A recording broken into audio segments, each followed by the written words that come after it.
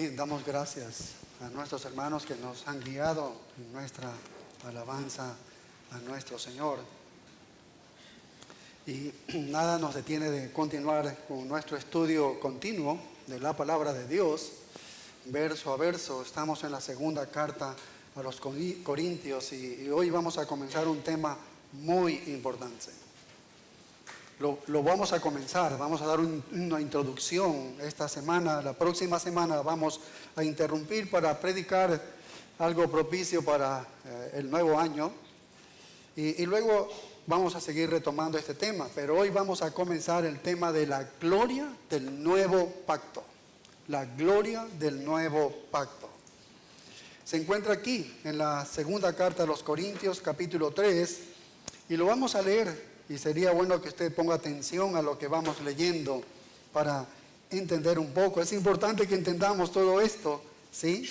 Pero vamos a estar algunas semanas aquí en este texto y lo vamos a leer desde el verso 6 hasta el verso 18. Segunda carta a los Corintios 3, desde el 6, dice. El cual asimismo nos hizo ministros competentes de un nuevo pacto, no de la letra, sino del Espíritu, porque la letra mata, mas el Espíritu vivifica. Y si el ministerio de muerte grabado con letras en piedras fue con gloria, tanto que los hijos de Israel no pudieron fijar la vista en el rostro de Moisés a causa de la gloria de su rostro, la cual había de perecer, ¿cómo no será más bien con gloria el ministerio del Espíritu? Porque si el ministerio de condenación fue con gloria, mucho más abundará en gloria el ministerio de justificación. Porque aún lo que fue glorioso no es glorioso en este respecto en comparación con la gloria más eminente. Porque si lo que perece tuvo gloria, mucho más glorioso será lo que permanece. Así que teniendo tal esperanza, usamos de mucha franqueza. Y no como Moisés, que ponía un velo sobre su rostro para que los hijos de Israel no fijaran la vista en el fin de aquello que había de ser abolido. Pero el entendimiento de ellos se embotó, porque hasta el día de hoy, cuando leen el antiguo pacto, les queda el mismo velo no descubierto, el cual por Cristo es quitado. Y aún hasta el día de hoy, cuando se lee a Moisés, el velo está puesto sobre el corazón de ellos. Pero cuando se conviertan al Señor, el velo se quitará. Porque el Señor es el Espíritu, y donde está el Espíritu del Señor, allí hay libertad. Por tanto, nosotros todos, mirando a cara descubierta, como en un espejo, la gloria del Señor, somos transformados de gloria en gloria en la misma imagen, como por el Espíritu del Señor. Tremendo pasaje. Esta es una sección muy profunda, lo hemos leído allí a primera vista. Si nosotros logramos entender lo que Pablo está diciendo en todo este pasaje, entonces podemos entender muy bien el Antiguo Testamento y el Nuevo Testamento. Podemos entender muy bien la ley de Moisés y el Evangelio. Vamos a entenderlo muy bien. Y este entendimiento es altamente aplicable a la escena en la que nos encontramos hoy, la iglesia evangélica, el día de hoy. Este entendimiento es aplicable a cómo se encuentra la iglesia evangélica el día de hoy. Así que debemos ser reflexivos con estas verdades, no solamente por el bien de la comprensión, sino por lo que va a significar ese entendimiento para nosotros, para nuestra iglesia comunidad de Berea y también para la causa de Cristo. El evangelio verdadero, el evangelio del nuevo pacto, la fe cristiana auténtica ha sido severamente amenazada por el catolicismo romano, por el ortodoxismo griego, por el ceremonialismo protestante, donde la iglesia se convierte en un Cristo sustituto. Es decir, la iglesia se convierte en un Cristo sustituto, al que estás unido por medio de ceremonias externas. Estás unido solamente por los rituales, los sacramentos, por las funciones sacerdotales.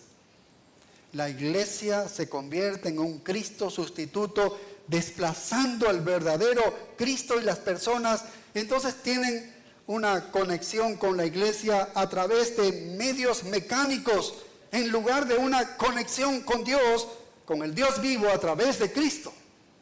Ese es el gran problema. La mayoría de los que conformamos aquí la iglesia de Comunidad de Berea, es posible que la mayoría fuimos salvados de un contexto católico, ¿verdad que sí? Ese fue mi caso y seguramente el de la mayoría de ustedes. O de algún otro fondo sacramental, ¿no? Donde los servicios religiosos son solo rituales, ceremoniales, algo mecánico, algo externo. Los ministros se ven a sí mismos como funcionarios, como sacerdotes, como clérigos, que están haciendo ciertas cosas físicas y haciendo ciertos movimientos, tal vez físicos, y llevando a cabo ciertos rituales también físicos. Mira, esto es completamente extraño a la realidad del cristianismo auténtico, donde el servicio de la iglesia es verdadero. Es espiritual, la adoración desde el corazón, y donde los ministros son sacerdotes, pero son profetas, son heraldos, es lo que vemos en la Biblia, ¿no? Y siervos, y son pastores también, y son maestros. Y la distinción entre los dos es tan grande como la distinción entre el antiguo pacto y el nuevo pacto en las Escrituras. La religión sacramental, la religión de ceremonias, es una herejía. Es una herejía que ha plagado a la iglesia desde la Edad Media. Ceremonia externa en el lugar de culto interno. Eso es, algo externo en vez de algo interno. Un Cristo sustituto en lugar del Cristo real. Lo han hecho a un lado a Cristo para sustituirlo por cosas, por ceremonias, por ritos. ¿Sí ves? Un ritual impersonal en el lugar de la salvación personal. Ese es el gran problema, ¿sí? Ceremonias y sacramentos como medios de salvación en lugar de ser símbolos de salvación, tan solamente como lo vemos nosotros. Todo eso dio lugar a la Reforma Protestante. Nosotros lo sabemos desde la Edad Media. Los ministros son vistos en la fe cristiana auténtica como hombres de exaltado rango eclesiástico que administran ceremonias. Así son vistos los ministros en este tipo de ceremonias. Sino como hombres que ven el rostro de Dios. Ese es el caso nuestro. ¿Cómo es un ministro? Uno que ve el rostro de Dios, escucha la voz de Dios y salen de su presencia para hablar a su pueblo. Eso es lo que es un ministro. No es un hombre exaltado como en las ceremonias, en los ceremonialismos. La iglesia necesita estar en contra de la corrupción sacramental. Necesita estar en contra de esta corrupción del verdadero cristianismo hoy en día. Siempre se ha opuesto, siempre ha sido la lucha esta. Y sabes que eso es exactamente lo que el apóstol Pablo está haciendo en todo este capítulo. Esta es la lucha que está sosteniendo en todo este capítulo con la iglesia de los Corintios. Pero en el contexto de los Corintios, el ceremonialismo estaba invadiendo la fe cristiana en la forma de los judaizantes que abogaban por las ceremonias mosaicas, ¿no? Como componentes necesarios en la salvación. Necesitas hacer esto también para la salvación. No solamente en Cristo, sino esto es esencial para la salvación, incluyendo la circuncisión física. ¿Ves el gran problema del ceremonialismo dentro de la iglesia y cómo el apóstol Pablo lucha contra esto? Porque estos hombres se aferraban a la ceremonia, se aferraban a los sábados, a la luna nueva, a las fiestas, a los rituales, se aferraban a eso, abogaban por esas ceremonias como medios de salvación.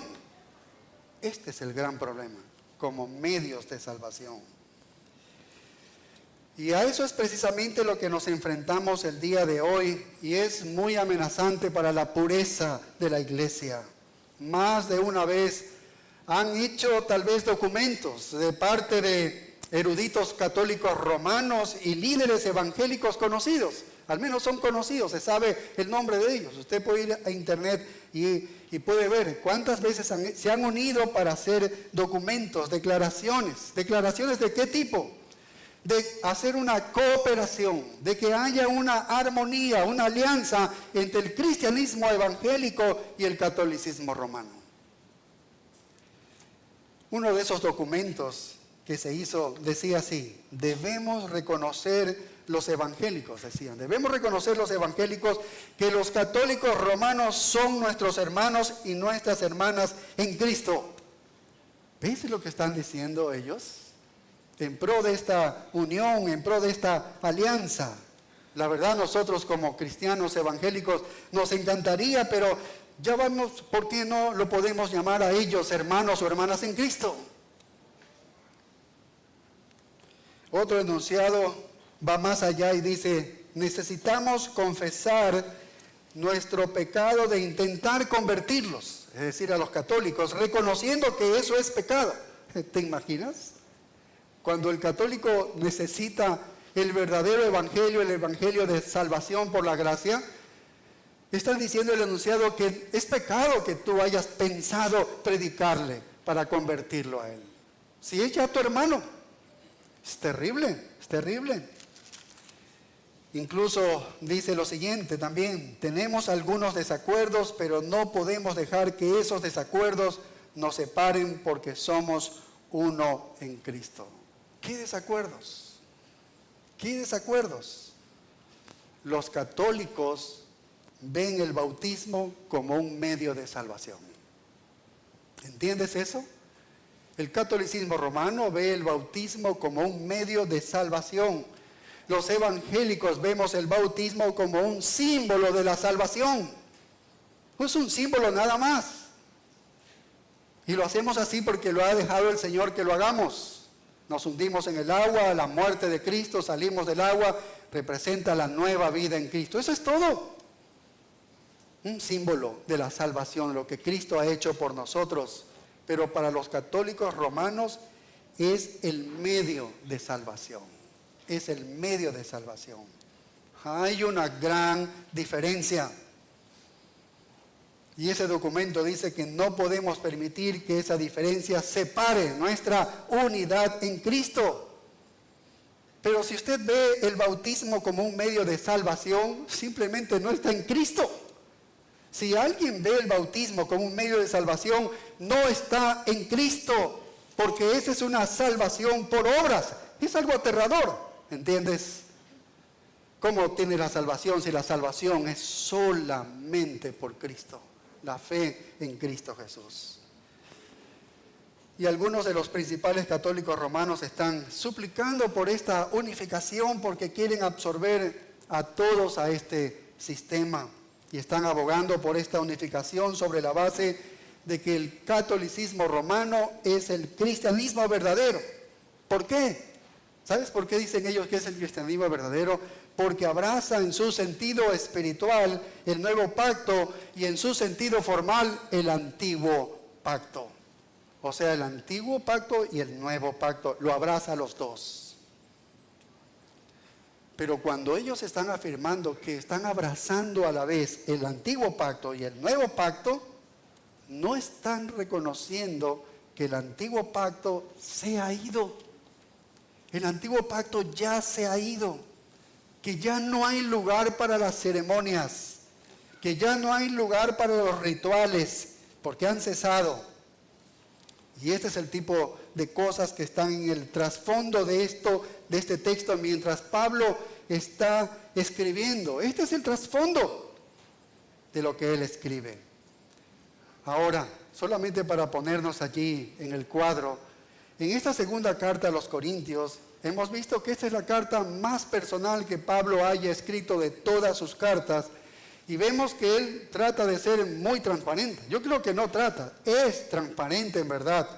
Si tú lees la segunda carta de los Corintios 6:11, mira lo que dice, 6:11, es interesante, dice: nuestra boca se ha abierto a vosotros, oh Corintios, nuestro corazón se ha ensanchado. Oye, él está diciendo aquí que hay una honestidad absoluta en el apóstol Pablo, que él no se ha guardado absolutamente nada. Lo ha dicho todo. Él ha abierto su corazón a los corintios. Está siendo absolutamente transparente ante ellos. Creo que esta es su carta más reveladora de lo que hay en el corazón de este apóstol. Y fue escrita esta carta a una congregación que más motivó su afecto. Él tenía, parece, un amor único para esta congregación, ya que él los llama en la primera carta a los Corintios, él los llama hijitos míos amados. Y luego también les dice a quienes he engendrado. ¿Ves el trato? ¿Ves el afecto que tenía por ellos? En la segunda carta a los Corintios, en el capítulo 12 y el versículo 15, es interesante lo que señala en cuanto a este afecto, esta relación que tenía para con ellos. Les dice así, segunda carta a los Corintios 12, 15. Y yo con el mayor placer, dice, gastaré lo mío. Es decir, yo voy a gastar todo lo que tengo. Voy a gastar de mi parte todo lo que tengo. Y sigue diciendo el texto, el verso 15. Y aún yo mismo me gastaré del todo por amor de vuestras almas, aunque amándoos más, sea amado menos. Así que debido a que esta congregación provocó más afecto en el corazón de Pablo que cualquier otra congregación, esta congregación entonces tenía un gran potencial para herirlo profundamente. Y de verdad que esta congregación lo hizo. Su corazón estaba abierto de par en par para ellos. Estaba absolutamente expuesto, totalmente transparente para ellos. Los amaba con un afecto que no se parecía a ningún otro. Y ellos le cortaron el corazón. No era suficiente que estuviera enfermo con una enfermedad casi mortal. No era suficiente que él se encuentre triste y afligido por todos los pecados con los que tuvo que lidiar en la primera carta a los Corintios. Innumerable de pecados que tenía esta congregación. No era suficiente que estuviera solo, porque estaba solo esperando a Tito que viniera y se uniera a él, porque habían quedado a encontrarse. No era suficiente que se hubiera enfrentado a un motín por un ministerio en Éfeso y tuviera que salir de allí por su vida. No fue suficiente que llegara a Troas y estuviera tan descorazonado, se encontrara tan abatido allí en Troas, a pesar de que allí se había abierto la puerta para la evangelización. Pero él le dio la espalda a esa puerta abierta de la evangelización, abandonó el lugar que estaba allí porque se encontraba desesperado profundamente. No fue suficiente eso. Ya tenía suficiente dolor y vida en su ministerio sin esto. Pero el peor de todos los dolores es la deserción de esta iglesia a la que él amaba. ¿La deserción de qué? Yéndose al sacramentalismo, yéndose a las ceremonias, al ritualismo, al partido de la circuncisión, a los judaizantes. Se estaban judaizando porque estos habían entrado en la iglesia y dijeron: tienen ustedes que mantener el antiguo pacto, lo deben mantener al antiguo pacto. Sí, es verdad, el nuevo pacto lo deben abrazar, pero deben mantener el antiguo pacto. Tienen que cumplir con los sábados, las leyes, las ceremonias, los lavados, las purificaciones y todos los rituales. Y él estaba desconsolado, muy desconsolado el apóstol Pablo, porque esta devastadora confusión del externalismo ceremonial de verdad que lo entristeció sobremanera. Pablo en este momento ni siquiera puede gloriarse de su propia debilidad, como lo dice en otro pasaje. No puede preocuparse en nada. Un comentarista bíblico dice que él es un hombre quebrantado aquí, quebrantado en espíritu y en cuerpo. Y así es como lo encontramos al apóstol Pablo escribiendo estas líneas en este capítulo 3. Y cualquier pastor auténtico, predicador auténtico puede entender esto, porque estas dos cosas justamente se apoderan y entristecen también el corazón de un pastor. ¿Cuáles son las dos cosas? Uno es el pecado de su pueblo. Y dos, el problema que puede haber por las doctrinas que se puedan desviar. Son dos cosas importantes que le interesan y le duelen a todo pastor. Y eso es lo que Pablo está haciendo aquí con los corintios. Porque en la primera carta él está abordando el pecado de la iglesia. Sin número de pecados. Y en esta segunda carta de los corintios aborda el tema de la doctrina. Se estaban desviando a un ceremonialismo. Entonces, ¿qué es lo que destruye la iglesia? ¿Qué es lo que destruye la iglesia? El pecado y la defección doctrinal. Así que luchar por la autenticidad del cristianismo no es una cosa secundaria, no es una cosa que está por allí. Para todo verdadero pastor, allí está al frente en esto. Esta es la lucha de él, vive para eso. Todo verdadero pastor, todo predicador vive para eso. No es un trabajo de fin de semana. Todos los días está observando, viendo si hay una defección espiritual. Para eso es lo que viven los pastores, ¿sí? Por eso entendemos cuando Pablo escribió en la segunda carta de los Corintios, capítulo 2, versos del 14 al 17, que ya estudiamos en semanas anteriores, que hay gozo y triunfo en el ministerio pastoral, porque Dios está usando a esos pastores, está guiando en un desfile triunfal en términos de ministerio, hablamos, solo en términos de ministerio, pero al mismo tiempo que un pastor puede estar triunfando en esos términos de ministerio, este pastor que ha sido llamado por Cristo a ser el predicador del Evangelio, también está luchando en esos dos frentes, está manteniendo a la iglesia pura en su estilo de vida, y también pura en su doctrina, pura en su teología. Son dos frentes por los cuales el pastor se encuentra siempre luchando. Y Pablo no quería que su pueblo se corrompiera. Él no quería que esa iglesia se corrompiera. ¿Ves? Que la vida de esta iglesia se corrompiera. Y no quería que nadie corrompiera la mente de esta iglesia de Corinto.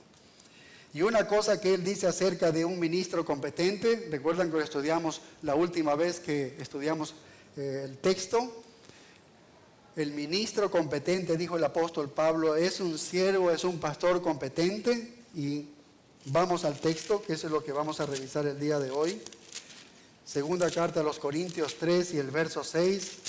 Eso es lo que es un ministro competente. Él terminó diciendo esto. El cual, dice el verso 6, dice, el cual asimismo nos hizo ministros competentes ¿de qué? De un nuevo pacto. Cuando dice de un nuevo pacto, quiere decir que el pacto antiguo se ha ido. Que eso es historia. Con todos sus sacrificios y todas sus ceremonias ya se ha ido.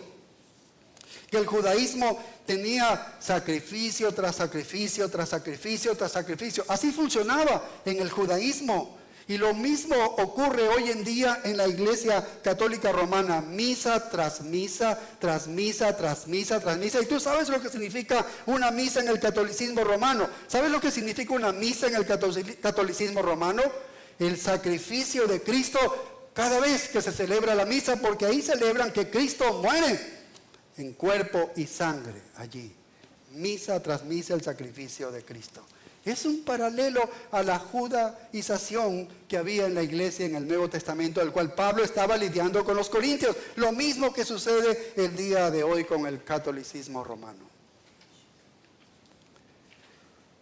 Recuerden lo que dijo el apóstol Pablo, un verdadero ministro es conocido porque predica el nuevo pacto. Así terminamos diciendo en las categorías que calificaba el ministro competente. Un ministro competente es aquel que predica el nuevo pacto. Predica el nuevo pacto. No es un ministro competente el que predica ceremonias, que es va con las ceremonias, o que es un ritualista. El hombre que es un verdadero ministro predica el nuevo pacto. Y el resto del capítulo, versículo 6, el resto del capítulo habla acerca de la gloria de este nuevo pacto. La gloria de este nuevo pacto, que es lo que pudimos leer. la gloria del nuevo pacto y la reprobación del antiguo pacto. Así que es un tema muy importante. Seguramente al finalizar esta intervención van a tener muchas preguntas, pero vamos a tener que tener un poco de paciencia porque vamos a abordar algunas semanas todos estos versículos muy importantes y reveladores para nosotros. El catolicismo romano, el ortodoxismo griego, que es la iglesia griega que vivió hasta el año 100 separándose del catolicismo, el protestantismo de la alta iglesia son básicamente una religión al estilo del antiguo pacto, externa, es una religión externa. Y muchos de ustedes la conocen porque salieron de ella y estuvieron en ella tal vez durante años y nunca conocieron a Dios allí, nunca pudieron conocer a Cristo allí y nunca tuvieron seguridad de su salvación allí porque no tenían salvación. ¿Ves lo grave de eso? ¿Ves lo grave de eso? ¿Ves lo que enseñan allí el antiguo y el nuevo pacto mezclados? No vas a tener salvación en un sistema ceremonial así. El simple hecho de que un comité, unos hombres representando allí por encima de la palabra de Dios, decidan que todos los católicos romanos, los ortodoxos griegos y los sacramentalistas son iguales y hermanos en Jesucristo, es uno de los mayores golpes contra el verdadero cristianismo. Están por encima de la misma Escritura. La Escritura es la que define quiénes somos hermanos en Cristo o no. El ceremonialismo es una herejía mortal. Y si tú no lo ves así, entonces hay una defección en nosotros. Porque es así como debemos observarla. Es así como debemos verla. Porque Pablo dice que debemos ser ministros del nuevo pacto. Somos siervos del nuevo pacto. ¿Qué es este nuevo pacto? Mira, Mateo 26, 18. Vamos al Evangelio de Mateo, capítulo 26 y el verso 28. Jesús está allí celebrando lo que es la Pascua, pero Él la va a transformar en la cena. En la cena, lo que nosotros conocemos, la institución de la Santa Cena. Lo convirtió en el nuevo pacto. ¿Ves? Esa Pascua, esa última reunión, esa última comida que tuvo, la transformó en el nuevo pacto porque dice... Porque esto es mi sangre, dice el verso 28, Mateo 26, 28. Porque esto es mi sangre, ¿de qué? Del antiguo pacto. No dice del nuevo pacto, y es mi sangre, no la de los animales. Esta es mi sangre del nuevo pacto, que por muchos es derramada, ¿para qué? Para remisión de pecados. Este es el carácter distintivo del nuevo pacto. Es un pacto que provee solamente a través de la muerte de Cristo el perdón de los pecados. No hay otro. No hay otra manera. Esta es la única manera, a través de Cristo, el perdón de los pecados por la muerte de Él, en los méritos de Él, porque nosotros no tenemos ningún mérito para que nuestros pecados sean redimidos por parte de Dios. ¿Y sabes qué? Los corintios sabían de este nuevo pacto. Ellos lo sabían, ellos conocían el nuevo pacto. Después de todo, ellos habían estado en la mesa del Señor, celebrándola, haciendo un memorial, como lo ha determinado el Señor Jesucristo. Es más, habían tenido a Pablo como su pastor. ¿Qué maestro no les debe haber enseñado sobre el nuevo pacto? Así que Él les enseñó todo eso, todo del nuevo pacto. Fueron salvos al creer en el nuevo pacto. Cuando Pablo llegó a Corinto, predicó el nuevo pacto. Y ellos fueron salvos por ese nuevo pacto. Habían celebrado el nuevo pacto cada vez que ellos comulgaban. Tenían ese acercamiento a través de la Santa Cena. Así que ellos sí conocían el nuevo pacto. Entendieron ellos que era el pacto en la sangre de Cristo, por el cual el pecado podía ser perdonado permanentemente. Permanentemente y para siempre lo conocían. Y es por eso que ese sacrificio nunca tiene que ser repetido. Cristo no está muriendo todas las veces. Fue una sola vez y para siempre. Tal vez usted diga, pero si ellos sabían sobre el nuevo pacto, si tremendo maestro Pablo les enseñó sobre el nuevo pacto, él les predicó el nuevo pacto, fueron salvos en el nuevo pacto,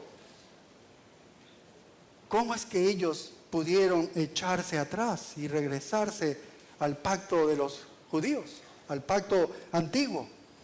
¿Cómo pudieron creer esa mentira engañosa de que un ritual sacramental, una ceremonia o algo externo es de alguna manera un medio también de salvación y que lo necesitas para la salvación? ¿Cómo pudieron creer eso? Porque este antiguo pacto, por más maravilloso que fuera y por muy glorioso que fuera, como lo hemos leído en el texto y que lo vamos a estudiar en las próximas semanas, aunque fue glorioso, solo señalaba al Salvador. Ese pacto señalaba futuramente al Salvador. Eso era todo lo que hacía. Aunque fue glorioso, solo señalaba, apuntaba al Salvador. Es decir, que todo eso era símbolos. ¿Por qué? Porque el verdadero estaba por venir, en un futuro. La realidad estaba por venir. Todo eso era símbolo, nada más. Todos esos sacrificios que se hacían, todos esos lavamientos, todas esas ceremonias, la misma circuncisión, todo eso era simbólico. No era real, no era real. Todo apuntaba así a la realidad. Apuntaba a la realidad. Todo eso apuntaba a la realidad. Y no puedes hacer que la sombra y la imagen sean iguales a la realidad. Es una sombra, nada más. Si no, hemos confundido entonces la realidad. Si haces del símbolo el medio de salvación, has confundido irremediablemente la salvación. Has confundido totalmente la salvación. Pablo sabía de ese peligro. Y es por eso que está tan preocupado y está abordando este tema importantísimo para la iglesia de los Corintios y para nosotros, pertinente, vigente para el día de hoy, en el mundo en que nos encontramos. Tal vez usted esté pensando, pero ¿no es asombroso que ellos supieran eso, todo lo que él les enseñó y que ellos ahora creyeran y compraran esta herejía? Y la creyeran esta herejía.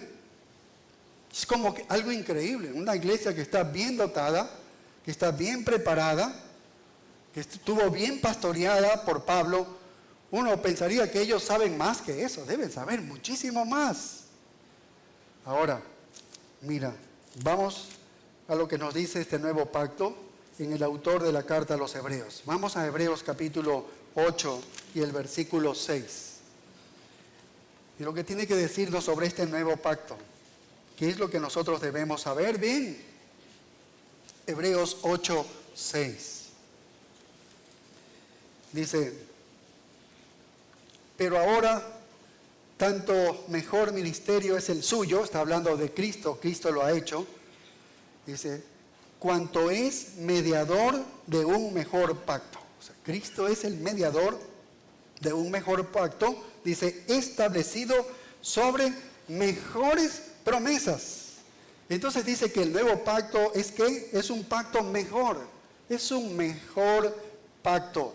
¿Por qué es un mejor pacto? ¿Por qué? Bueno, en primer lugar, ahí vemos el versículo 6, porque tiene un mejor mediador. Tiene un mejor mediador. El nuevo pacto es el pacto en la sangre de Cristo. Ahí está el mediador, en la sangre de Cristo. Por lo tanto, es un mejor pacto. Tiene un mejor mediador. Y mediador, ¿sabes lo que significa mediador? Algo que se interpone entre dos partes y las une. Él que está en medio para lidiar algún problema, alguna situación, para unir a esos dos. Es un intermediario en una disputa, en un problema, en un conflicto. Y para que seas verdaderamente un gran mediador, un buen mediador, tienes que representar de igual manera a ambas partes, a ambos lados. Los tienes que representar a ambos. ¿Y sabía usted que en el Antiguo Testamento había algunos mediadores en el Antiguo Pacto? Sí, había mediadores en el Antiguo Pacto. Algunos se confunden por esto Pero Gálatas 3:19 no vamos a leer, Éxodo 20:19, Deuteronomio 5:5 nos señalan claramente que Moisés fue un mediador. Moisés fue un mediador. Él era un mediador del antiguo pacto. Él se interpuso entre el hombre y Dios. Estaba en medio entre el hombre y Dios. Y si tú ves a los profetas también fueron una especie de mediadores porque ellos trajeron la palabra de Dios al hombre.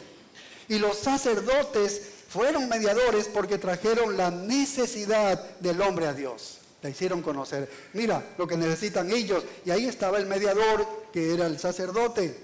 Así que Moisés fue un mediador. Los profetas eran mediadores y los sacerdotes también eran mediadores.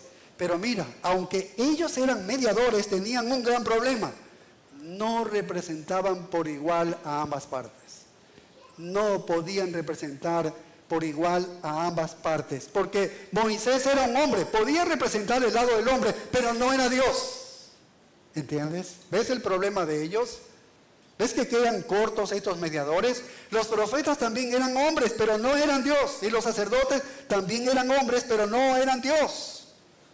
Un mediador perfecto tendría que ser tanto hombre como Dios, para representar a las dos partes de igual manera. Y así dice el apóstol Pablo, escribiéndole a Timoteo, dice, tenemos un solo mediador entre Dios y los hombres. ¿Cuál es este? Jesucristo, hombre, representando de igual manera a ambas partes, hombre y Dios a la vez. ¿Sí entiendes por qué es mejor?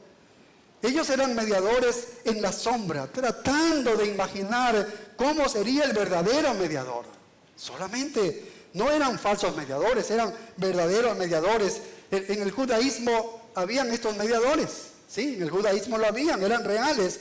Simplemente eran ineficaces, inadecuados, sombríos, porque en realidad no representaban completamente a Dios. Pero en el nuevo pacto no necesitamos ningún hombre, ningún sacerdote. No necesitamos que ninguna persona sea el mediador entre nosotros y Dios. No necesitamos ningún santo. Tenemos un mediador y ese mediador es Cristo Jesús. Y no tenemos que ir a buscarlo. Él está en nosotros, habita en nosotros. Y no tenemos que pedirle a María si por favor ablandará por nosotros su corazón. Y para que Él nos pueda dar lo que nosotros queremos. ¿Ves que el nuevo pacto es mejor pacto porque tiene un mejor mediador? Representando de manera igual a ambas partes, siendo hombre y Dios a la vez. Y segundo lugar, es un mejor pacto porque tiene mejores promesas, nos dice el texto. Tiene mejores promesas. Mira que todos los pactos se basan en promesas. Todo pacto está haciendo promesas. Porque eso es lo que son los pactos. En su esencia eso es. Hay promesas allí. Y el antiguo pacto hizo algunas promesas, pero el nuevo pacto dice que tiene una mejor promesa. Hay mejores promesas. ¿Y sabes lo que es? Que por el único sacrificio de Jesucristo, una sola vez y por todas, no hay que repetirlo, es única vez, Él borrará nuestros pecados para siempre. Él borrará nuestro pecado para siempre. Esa es una mejor promesa, es increíble promesa. Es algo que nunca podríamos tenerla nosotros. El perdón completo de pecados de una vez por todas a través de la sangre de un solo sacrificio, el Señor Jesucristo. Moisés no lo podía alcanzar para ningún hombre, ni los profetas ni los sacerdotes. Pero ves, aquí está esta promesa de perdonar los pecados en base al derramamiento de la sangre de Jesucristo, su muerte en la cruz.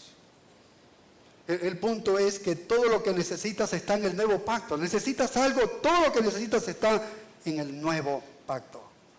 Entonces cuando miramos el catolicismo romano, vemos que todos esos sacrificios repetidos en la misa todo el tiempo, lo repites, porque eso es lo que hacen. Todas las misas están muriendo Cristo allí, está derramando su sangre allí en la misa, ¿ves? Y ves a todas esas personas con los cuellos al revés, siendo sacerdotes, cómo usan toda esa vestimenta, ¿no? Los papas, cardenales y todo eso. Y están empezando ellos a llevar a cabo el antiguo pacto bajo un formato diferente. Y mezclar eso con el nuevo pacto enreda la pureza auténtica de la fe cristiana. Mezcla y enreda y confunde. Ahora, mira Hebreos 8 y el siguiente versículo 7, porque hemos visto el 6. Hebreos 8, 7, mira lo que dice. Porque si aquel primero hubiera sido sin defecto, ciertamente no se hubiera procurado lugar para el segundo.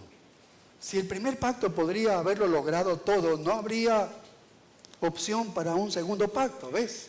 ¿Entiendes lo que dice? De hecho, el autor está criticándolos ahí y luego el resto del pasaje hasta el verso 12, aquí en 8 hasta el verso 12, es una cita del profeta Jeremías. En el Jeremías capítulo 31, él habla, lo está extrayendo el autor de la carta a los Hebreos y lo trae y lo pone allí hasta el versículo 12. Porque el antiguo pacto tenía defectos, y ya lo estamos viendo.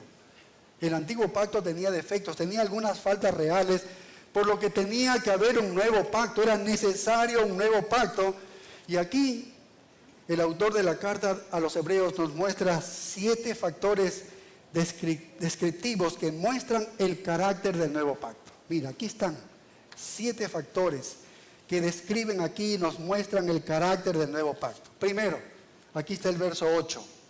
Dice, porque reprendiéndolos dice, he aquí vienen días, dice el Señor, en que estableceré con la casa de Israel y la casa de Judá un nuevo pacto. Dice, he aquí vienen días, dice el Señor, que Él va a establecer más adelante un nuevo pacto.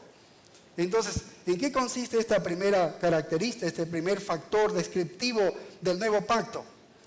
Lo primero acerca de este nuevo pacto es que es de Dios.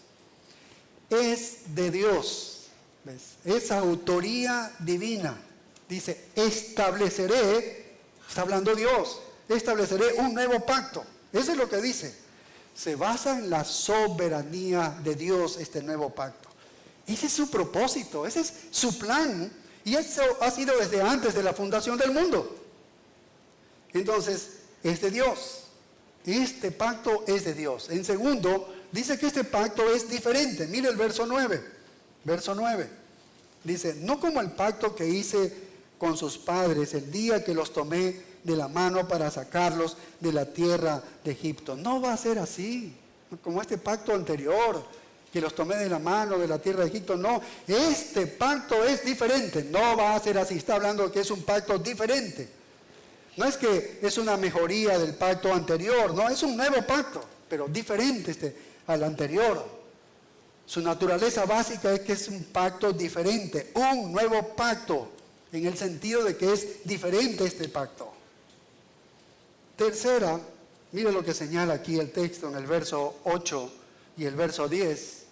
Aquí en la mitad del verso 8 es interesante, porque este tercer factor descriptivo del nuevo pacto es que es un pacto con Israel.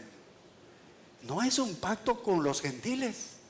Es un pacto con Israel y lo dice el texto. Mira lo que dice. Dice el verso 8 por la mitad dice, con la casa de Israel. Estableceré un pacto, dice, ¿con quién? Con la casa de Israel y con la casa de Judá. Y mira el verso 10, salta el verso 10 un momento, dice, este es el pacto que haré con la casa de Israel. Ahora, nosotros nos ponemos a pensar, Dios nunca ha hecho un pacto con los gentiles. ¿Ha hecho un pacto con los gentiles? No le vemos en la Escritura. No ha hecho un pacto como este con los gentiles. Y es por eso que Jesús, cuando Él estuvo en su ministerio, en Juan 4:22, dice, la salvación es de los judíos, le dijo a la mujer samaritana. Oye, la salvación es de los judíos. Dice, viene a través de ellos la salvación. ¿Eso deja fuera a los gentiles? ¿Deja fuera a los gentiles eso? ¿Eso es lo que está significando? No, claro que no. porque el pacto va mucho más atrás del pacto hecho con Moisés. Va atrás, va al pacto abrámico. ¿Recuerdan a Abraham en Génesis 12? Ahí hace un pacto con Abraham, ¿ves? Eso es antes del pacto mosaico. Y Dios dijo, yo voy a traer un pueblo a través de los lomos de Abraham. La descendencia de Abraham, voy a armar a un pueblo. Y ese pueblo, ¿sí?, dirá a todas las naciones, a toda la tierra, serán benditas a través de lo que harán esa nación. Así es como Él iba a bendecir a los gentiles. Pero Él hace un pacto con su pueblo Israel. El pacto no es algo exclusivo para Israel. Ellos son simplemente las personas que lo representan y Él, ante el resto del mundo, están en nombre de ese pacto. Es lo que hacen conocer las maravillas de Dios a todas las naciones sobre Dios, sobre este pacto. Pero eso es lo que tenía que cumplir Israel. Por eso fue escogido ese pueblo de los lomos de Abraham. Y los gentiles por fe pueden compartir los beneficios del nuevo pacto, al igual que los gentiles compartieron los beneficios del antiguo pacto. Los gentiles podían participar en el pacto mosaico, lo hacían. Serían los gentiles que eran temerosos de Dios. ¿Sí ves que habla? Dice, y este era un hombre temeroso de Dios. ¿Qué era? Era gente que seguía los rituales del judaísmo porque así podía ser beneficiado y bendecido del Dios verdadero. Eso es lo que hacía un gentil en el antiguo pacto. ¿Sí? Lo mismo es cierto en el nuevo pacto. Hoy en día los gentiles pueden entrar en el nuevo pacto por fe. Pero debemos reconocer que esto vino a través de Israel. Esto vino a través de Israel. Este pacto vino a través de Israel. La línea mesiánica vino a través de Israel. ¿Lo entendemos? ¿Ves? Por eso Jesús dijo que la salvación es de los judíos, porque vino a través de ellos. El Mesías vino a través de Israel. Judío. No como el Papa dice que es un palestino, ¿no?, que nació en Palestina y Jesús fue un palestino. Ahí está la promesa exclusiva de la Escritura. El Mesías vino a través de Israel. Todo el plan vino a través de Israel. El mensaje de los profetas llegó a través de Israel. El sacerdocio era un sacerdocio levítico de los lomos de Abraham, que cualquier gentil que cree llega a ser un verdadero hijo de Abraham. Mira, para explicarlo mejor en las palabras del mismo apóstol Pablo, vamos a Gálatas, capítulo 3 y el verso 6. Gálatas 3:6. Mira lo que explica el apóstol Pablo a los hermanos de Galacia, dice, que es por la fe la salvación, solo en Jesucristo. No hay medios de gracia adicionales, ¿sí? Solo es por la muerte de Cristo, en los méritos de Él, dice Gálatas 3:6. Así Abraham creyó a Dios, dice. Mira, Abraham no estaba en ningún pacto. Él era un impío de Ur de los Caldeos. Y Dios lo salva. ¿Y él cómo fue salvo? Por la fe. Solo por la fe. Y dice, así Abraham creyó a Dios y le fue contado por justicia. Fue justificado por haber creído a Dios. ¿Sí? Es la fe. Y mira lo que dice el verso 7. Mira que Pablo en el Nuevo Testamento está escribiendo esto y está aclarando, dice, sabed por tanto que los que son de fe, estos son hijos de Abraham. Si tú eres de fe, eres hijo de Abraham. Verso 8, y la Escritura previendo que Dios había de justificar por la fe a los gentiles, dio de antemano la buena nueva a Abraham diciendo, en ti serán benditas todas las naciones, de modo que los de la fe son bendecidos con el creyente Abraham. Y si nos saltamos al verso 29 allí, en Gálatas 3:29 dice, y si vosotros sois de Cristo, ciertamente linaje de Abraham sois y herederos según la promesa. Pero el pacto fue hecho con Israel, ¿sí? Como dice el texto, es verdad, fue hecho con Israel y los gentiles entran en él. En este momento, de hecho, hay más gentiles en el nuevo pacto que los mismos judíos, ¿o no? Tantos gentiles, 2000 años. Muchísimos gentiles que el Señor ha salvado.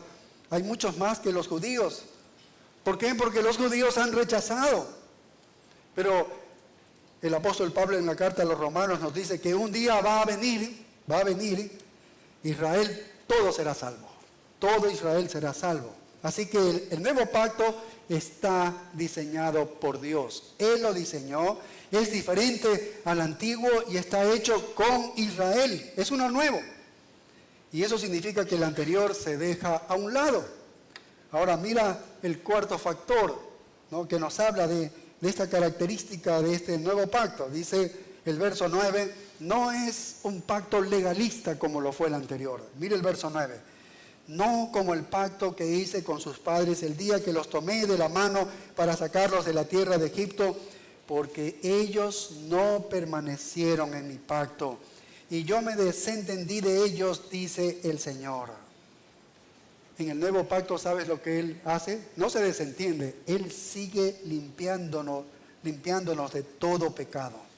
No tenemos que regresar todo de nuevo y hacer otro sacrificio, hacer todo de nuevo como el antiguo pacto.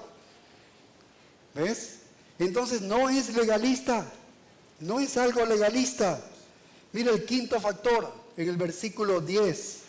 No es algo externo, como son las ceremonias, como fue el pacto antiguo, el pacto del Antiguo Testamento, el antiguo pacto. Mira qué es el pacto. Dice, por lo cual, este es el pacto que haré con la casa de Israel después de aquellos días, dice el Señor. Y aquí está, pondré mis leyes, ¿a dónde? En la mente de ellos. Es interno, no es externo, es más que externo, es interno, porque va a poner sus leyes en la mente de ellos, y sobre su corazón las escribiré, y seré a ellos por Dios, y ellos me serán a mí por pueblo. Vaya, esto es una relación interna permanente y establecida. ¿Sí ves? Mentes, corazones. No está escrito en piedras, no está escrito en pergaminos, no está afuera, está dentro. Ezequiel, el profeta, dijo que él plantaría su espíritu en ellos. Así que es interno. Este nuevo pacto es interno. ¿Ves toda la diferencia del nuevo pacto? Mira, sexto. Es personal. Mire el verso 11. Y ninguno enseñará a su prójimo, ni ninguno a su hermano, diciendo, conoce al Señor. En otras palabras, no tenías que ir a decir a todo el mundo allí, oye, conoce al Señor, debes conocer al Señor. No, ¿por qué? Porque Él estará en el interior de todos, de manera personal. Todos van a conocer al Señor. ¿Por qué? Así dice, sigue diciendo el verso 11, porque todos me conocerán, desde el mayor hasta el menor de ellos. Es decir, su ley está en nosotros, su espíritu está en nosotros. Este es el nuevo pacto. Y por último, en el verso 12, mira, trae perdón. Pero no trae un perdón temporal. Trae perdón completo. Mira el verso 12. Porque seré propicio a sus injusticias. Y nunca más me acordaré de sus pecados y de sus iniquidades. Mira, esta es la piedra angular del nuevo pacto. Y esto es lo que los hombres más necesitan que cualquier otra cosa. Necesitan el perdón final pleno, el perdón completo de los pecados. Eso es lo que necesita todo hombre. Esa es la mayor necesidad de todo hombre. Y lo único que puede hacer eso es predicando el verdadero evangelio. Si predicas un evangelio mezclado con el antiguo pacto, se cae. No hay manera de que alguien, el hombre, pueda llegar a satisfacer su verdadera necesidad. Si predicas un evangelio mezclado, antiguo pacto y nuevo pacto. ¿Ves el gran problema que hay? ¿Ves por lo cual Pablo está aquí enfocado en esta lucha y tratando todos estos versículos para aclararles a ellos el gran problema en que se están metiendo y lo que significa esto para el cristianismo y la iglesia de Corinto y todo lo que significa para Cristo? Y luego el escritor concluye en el versículo 13 con una de las declaraciones más poderosas del Nuevo Testamento en este sentido. Mire el verso 13, al decir nuevo pacto, ha dado por viejo al primero. Allí está. Son palabras del profeta Jeremías en el capítulo 31, que eso es lo que literalmente él dijo. El anterior ha quedado obsoleto. El antiguo pacto es obsoleto. Eso es todo. Así que todo el ceremonialismo, el ritualismo y la religión simbólica los hizo obsoletos el Señor con el nuevo pacto. Esa es la razón por la que ustedes no vienen aquí y nosotros no estamos caminando por aquí en medio del templo con toda clase de cosas colgantes allí, qué sé yo, arcas del pacto y una serie de cosas que utilizan iglesias como símbolos, cosas del Antiguo Testamento, ¿no? Para tratar de asemejarnos aparentemente a un cristianismo, ¿no? Aquí no hay incienso que esté humeando. Aquí tú no vas a ver nunca eso, porque no somos ritualistas. Eso es del antiguo pacto. No vas a ver el humo y no vas a ver muchísimas cosas, porque eso ha sido obsoleto. Eso es obsoleto. Eso lo ha determinado el Señor. Y si acaso introduces alguna de esas cosas, si tú introduces alguna de esas cosas en la iglesia, estás en efecto judaizando entonces. Estás metiendo el antiguo pacto, mezclándolo con el nuevo. Y tú no puedes abrir los brazos y decir, hermanos en Cristo, los católicos y todos los que hacen estas ceremonias. No puedes abrir los brazos y decirle, hermano en Cristo o hermano en Cristo. No puedes hacer eso. Doctrinalmente estás destruyendo. No puedes mezclar los pactos. Nunca lo presentó así el Señor. Están errados ellos. Están cegados. Por eso hubo la reforma. Por eso existió la reforma. ¿Entiendes? Por eso existió la reforma. Y no puedes decir simplemente, bueno, para algunos de nosotros, los cristianos, el bautismo es un medio de salvación y para otros no es un medio de salvación. No puedes hacer eso. No puedes decir eso. Y abrir los brazos y decir hermano en Cristo. Así ya el bautismo para nosotros evangélicos es un símbolo de salvación. Pero para el católico es un medio de salvación. Hay una gran diferencia. Tú no puedes abrir los brazos ahí. Pablo está gastando textos, está dolorido, luchando por una herejía que se ha introducido y quiere destrozar la iglesia. Y él como defiende, poniendo teológicamente, doctrinalmente los puntos allí, aclarando lo que significa cada cosa. Y mira el final del verso 13, dice. Si nosotros abriéramos los brazos a los católicos así, ¿qué haríamos con los anabautistas? Que muchos de ellos murieron, dieron sus vidas como mártires, por una trivialidad, porque no tomaron al bautismo como un medio de salvación. Es cosa seria, ¿se entiendes? Ellos murieron, dieron su vida por conceptos como estos, los que Pablo defiende y él está dispuesto a morir, Pablo defender. Sí, esto. No, tenemos que recapacitar. Y el verso 13 dice, y lo que se da por viejo y se envejece está próximo a desaparecer. Sabes que esta es una palabra durísima para un judío. Si tú vas a una sinagoga de los judíos allá en Israel, ¿no? En Belén, si tú entras allí, ¿no? Y tú les dices, oye, y repites esto, dice, lo que se da por viejo y se envejece está próximo a desaparecer, ya está obsoleto el antiguo pacto. Bueno, si usted dice eso en una sinagoga judía actual, ojalá salga vivo si llega a decir eso. Así que no lo diga. Ojalá salga vivo. Puede decírselo a un judío aparte, ¿no? Está uno a uno. Ahí puede hacer algo. Pero así es. Pero aunque ellos se puedan poner muy molestos, enojados, violentos, como sea, lo cierto es que es obsoleto. Esa es la verdad. Esa es la realidad. El antiguo pacto es obsoleto. Y esta es una verdadera piedra de tropiezo para muchos judíos el día de hoy. Es difícil para el judío darse cuenta de que el antiguo pacto con sus leyes, rituales y ceremonias Era un solo símbolo, nada más. Y ahora la realidad ha llegado. Ya los símbolos entonces se fueron porque está la realidad. Pero Dios lo dejó claro cuando Él rasgó el velo del templo de arriba abajo en la muerte de Jesucristo. ¿Recuerdan? Murió Cristo y el velo se rasgó del lugar santo al lugar santísimo. Se rasgó. Dijo, no necesitamos ningún intermediario.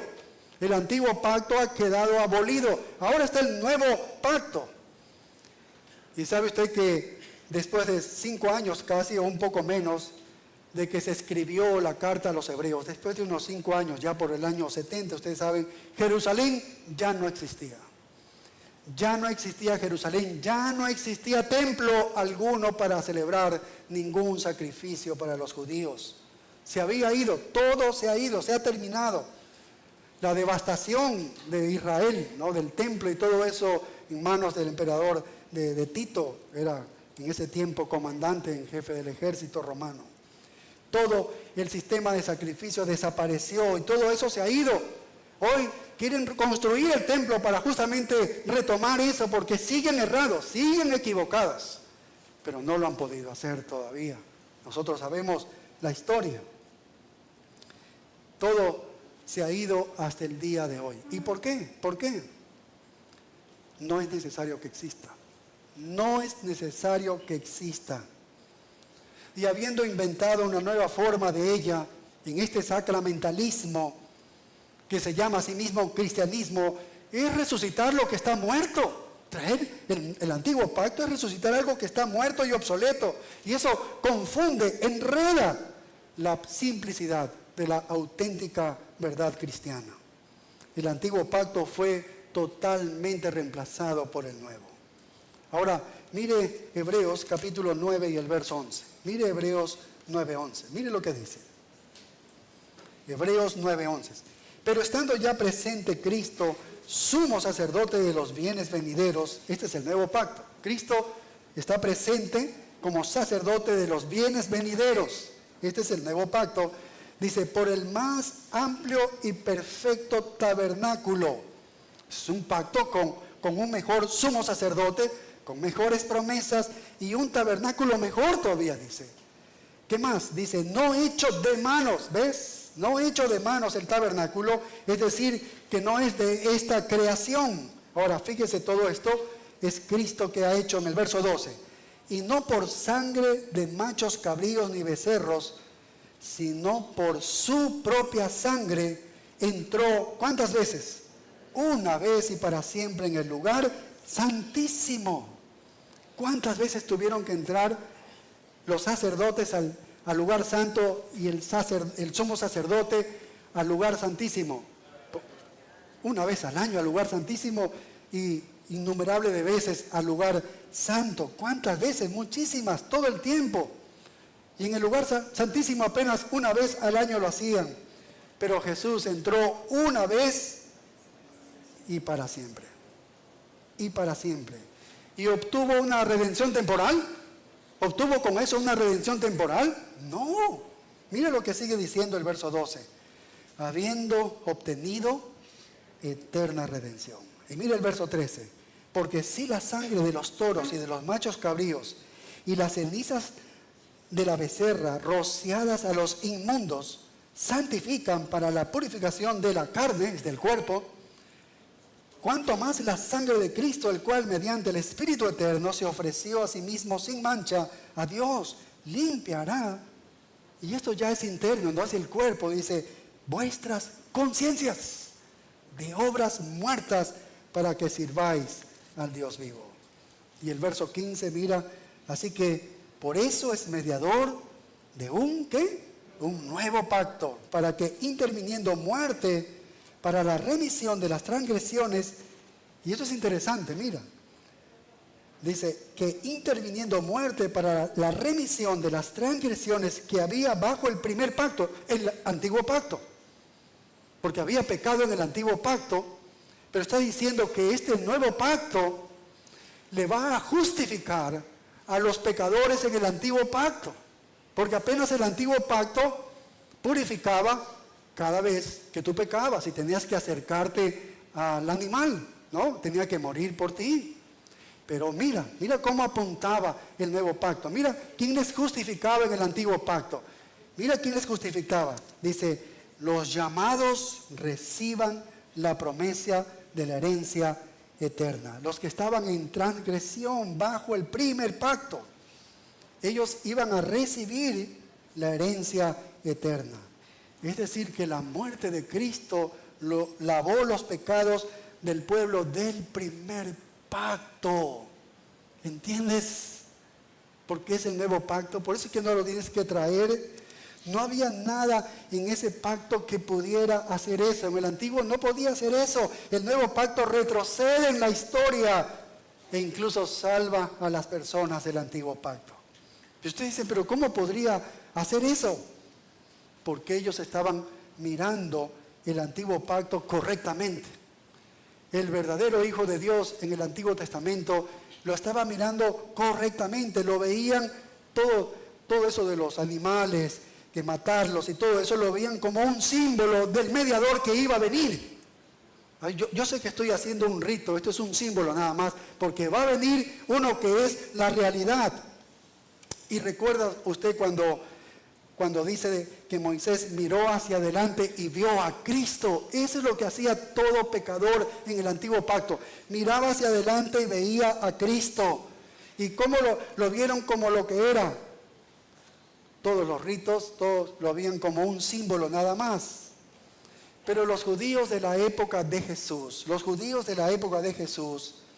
y los que se estaban enfrentando aquí con el apóstol Pablo, que eran estos judaizantes, habían tomado los símbolos del antiguo pacto, en lugar de verlos como el que apuntaba hacia el Mesías futuro, inventaron su propia religión con esos símbolos. Y entonces tuvieron una religión mecánica, como una especie de cristianismo sustituto que tenemos el día de hoy. Si las cosas antiguas eran buenos símbolos, cuánto mejor es la cosa real. ¿Entiendes? La cosa real. Si lo externo, lo físico y lo temporal sirven tan bien al propósito de Dios, cuánto mejor servirá el pacto interno, el pacto espiritual, eterno a sus propósitos santos. Tenemos un mejor sumo sacerdote con un mejor santuario, que hizo un mejor sacrificio, con una mejor promesa, no redención temporal, sino redención eterna. Y de una vez para siempre, por todas, el perdón de pecados. El perdón de pecados. Que esto es lo que más necesita el hombre. Isaac Watts escribió, dice, no toda la sangre de las bestias muertas en los altares judíos podía dar paz a la conciencia culpable o lavar la mancha. Cristo, el Cordero Celestial, quita todos nuestros pecados. Un sacrificio de nombre más noble y sangre más rica que ellos. Este es el nuevo pacto. Y tú y yo somos ministros de este nuevo pacto. Esta iglesia está basada bajo el nuevo pacto. Padre, gracias te damos por tus misericordias, por todo lo que nos enseñas. Esta parte tan doctrinal del apóstol Pablo hacia nosotros enriquece nuestro conocimiento de ti, de la obra tuya, y la diferencia con el ritualismo, el ceremonialismo. Oh, bendito Dios. Seguramente la mayoría de nosotros nos sacaste de ese sistema del cual nunca hubiésemos conocido a Cristo, engañados allí en un sistema de ceremonias, como si es que el bautismo nos salvara, como si lo que hacíamos allí, los sacramentos, nos salvaran, Señor. Oh, Padre, te damos gracias. Tuviste misericordia de nosotros para liberarnos de ello. Ayúdanos a pregonar este nuevo pacto. Tanta gente lo necesita, en especial también los que se encuentran en un sistema así de ceremonias, Señor. Bendice nuestras vidas. Gracias por lo que te haces en cada uno de nosotros. Sobre todo, Señor, el perdón de pecados absolutos en nuestras vidas. Y nos has librado de una condenación segura en el infierno. En el nombre glorioso de Cristo Jesús. Amén. Nos ponemos de pie, hermanos, para despedirnos en oración.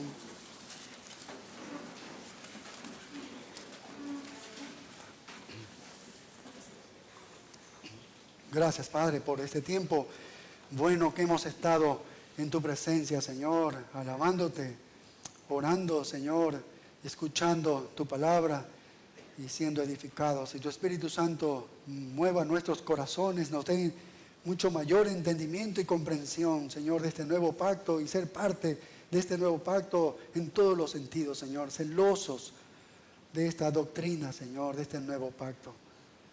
Ahora llévanos a nuestros hogares con tus más ricas bendiciones. Te lo pedimos en el nombre glorioso de Cristo Jesús. Amén. Dios les bendiga, hermanos.